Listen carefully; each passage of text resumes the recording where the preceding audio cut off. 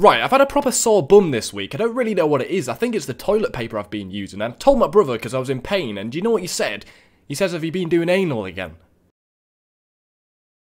Speaking of things that are red and raw, we're talking about Monday Night Raw today and things that could make it a little bit better. I've got 10 things to make it better. I've been doing some research and I think I found a winning formula. Before we get into things, thanks so much for the support on yesterday's Universe Mode video. We got over 100 likes. Everybody loved it. I don't know why. It had a video with me in it. Who loves a video like that? But thanks so much, guys. If we can get 100 likes on today's video, I will do another episode tomorrow on Monday. Let's do it. Right, so this is 10 ways WWE can make Raw better. Number 10 is to construct a well-rounded women's division. Now, I love women more than anyone.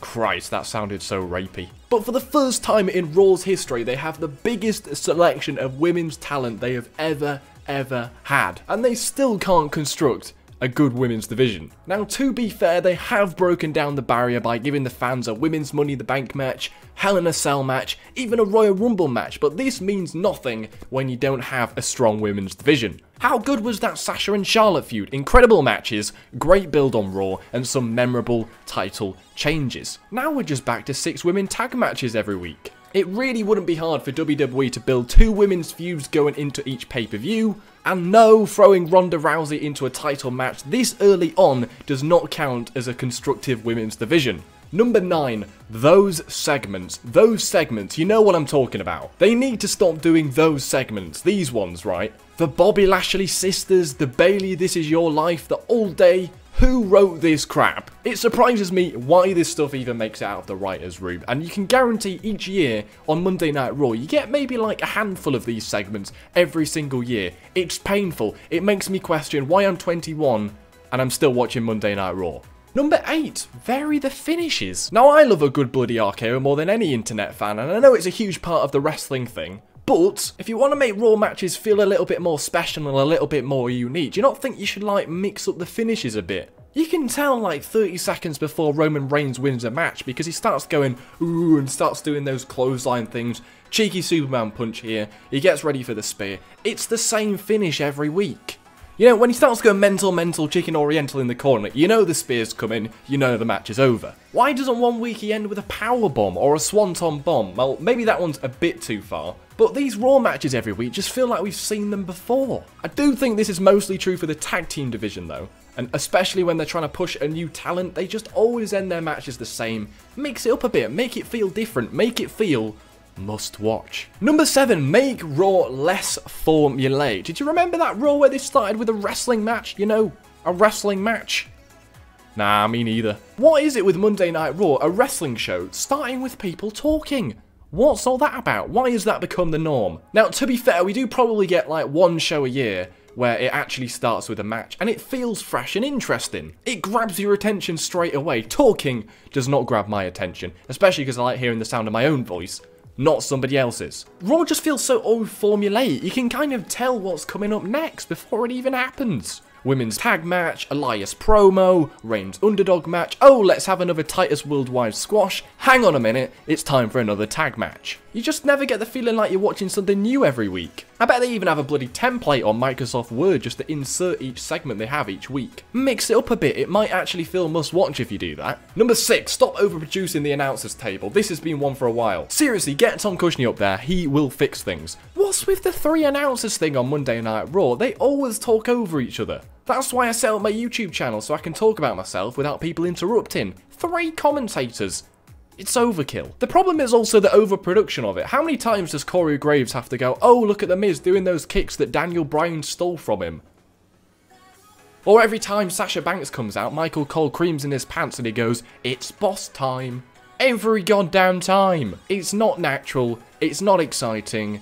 I don't like listening to it. Number 5, Universal Championship there every week. I know, that sounds like a pipe dream at this point. Right, this is going to cause some controversy, so calm down and definitely don't tweet this to bloody Brock Lesnar. But isn't it only fair that the Universal Champion, the main attraction of Monday Night Raw, is there every week? Now, he may be excused for a week or two to catch up on those blowjob bonanzas in Barbados, but it's kind of difficult for WWE to create a compelling Monday Night Raw when the only world champion they've got isn't even there. How is it even possible to have a proper men's division when the top title is nowhere to be seen? Don't even get me started on a pay-per-view when the Universal Championship isn't contested for. Joke, mate, it's a bloody joke. I tell you now, Monday Night Raw would be 10 times better if the Universal Championship was there every week. Number 4, more factions. More factions. Hey, right, what the hell happened to this? I thought Vince McMahon loved big sweaty men all in the room at the same time. There's like barely any factions anymore. What happened to the Shield, Evolution, DX, the Corporation, the NWO, the Four Horsemen? Apart from Roman and his 2 big biceps, we haven't really got a trio anymore. Stables work great in professional wrestling. They're an intimidation factor and provide fabulous moments down the years. It felt like only a few months ago we had the likes of the Wyatt family, Evolution, the Shield, the New Day causing havoc. Now all we got is the B team. The bloody B team. What do you guys think? Do you miss factions in WWE? It feels like they've just completely got rid of them now. I always loved them. How great did WWE feel in like 2014 and 2015 when they had like the Wyatts, bloody Evolution, Shield? It was great. Number 3, make Raw and SmackDown compete. November is the best month anyway, considering it's Tom Cushnie's birthday, but don't you just absolutely love it when the members of Raw and SmackDown, for some reason, that time of year, remember, they don't actually like each other. Now, we're not really sure why they don't like each other, but it's quite unpredictable, and it's always fun. Now, I'm all for a bit of more competitiveness and unpredictability in the WWE, and wasn't the brand split originally set up to create a Monday Night Wars 2.0 between each brand? What was the point of the brand split if there isn't any bloody competition between the 2 brands? They should be enemies, they should be competing against each other, make it exciting. Now it just feels like they'd probably be happy sharing a Domino's pizza together. I've got the garlic dip though. Number 2, go back to 2 hours. Yes, very original, Tom, I know. It's true though, less is more. Now, I'm a massive Love Island fan and I can't bloody wait for it to return, but I'm not going to watch 3 hours of it. People have busy lives, and with SmackDown as well added on top, that's 5 hours of wrestling in 2 days. Has Raw got better since it got the extra hour? No, it hasn't. That's the problem. Raw actually felt a lot more must-see when it was 2 hours. Now I don't even see it at all because I don't have time. Raw didn't improve at all when it got the extra hour, and the only thing SmackDown Live has proven is that you can make a compelling wrestling show with just 2 hours. Go back to it. Do it. Number 1, less of Roman Reigns. Is Vince McMahon aware there are more superstars than Roman Reigns? How often has it felt like the Rawman Reigns show? Every bloody week, mate. It's like Vince McMahon logging onto Pornhub and only seeing Roman Reigns videos to watch. I heard the Braun Strowman ones are quite good as well. Fans are getting tired of seeing Roman at the top of the food chain, burying the other talent in his quest to become Universal Champion. It's clear to see the fans are never going to accept him. Occasionally, they let Braun Strowman run the show, and these Raws feel a little bit more exciting and fresh. Guys like Braun, Samoa Joe, Rollins, Kevin Owens, Finn Balor have the capabilities to be the top guy too, and we'd love to see more of them on a weekly basis. Not Roman Reigns. Surely I'm not the only one that's getting sick of seeing Roman Reigns being the focal point of Monday Night Raw.